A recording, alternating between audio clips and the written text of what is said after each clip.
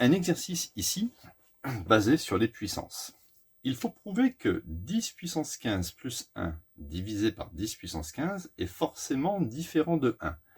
Alors que si vous le tapez sur la calculette, en faisant bien attention de mettre des parenthèses, la calculette va vous donner 1.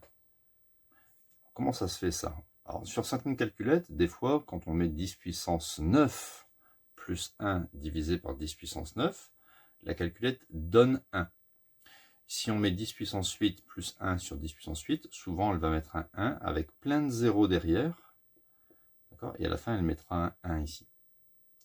Donc elle ne donne pas tout à fait 1. Mais passer 10 puissance 9, ça dépend des calculettes, ou 10 puissance 10, 10 puissance 11, et ici 10 puissance 15, elle mettra directement 1. Donc vous, dans votre tête, vous dites, ben voilà, ça fait 1. Mais en vérité, ça ne fait pas 1. Parce que la calculette, elle a plus de place pour mettre les zéros. Donc, elle fait une approximation et elle dit que c'est égal à 1. Mais ça n'est pas égal à 1. Alors on va le prouver par un raisonnement très mathématique.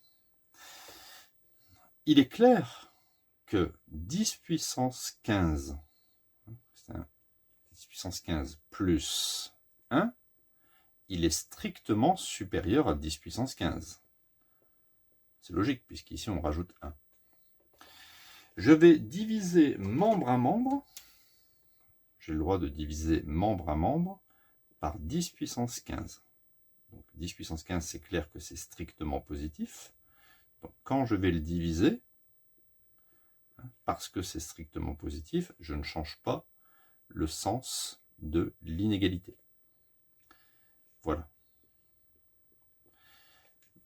Voilà, donc maintenant j'ai ce que je voulais, c'est-à-dire 10 puissance 15 plus 1 divisé par 10 puissance 15, et ça sera supérieur strictement à 1. Voilà, on a prouvé que cette quantité ne sera jamais égale à 1, mais sera strictement supérieure à 1. Par exemple, ça fera 1, donc avec de nombreux zéros.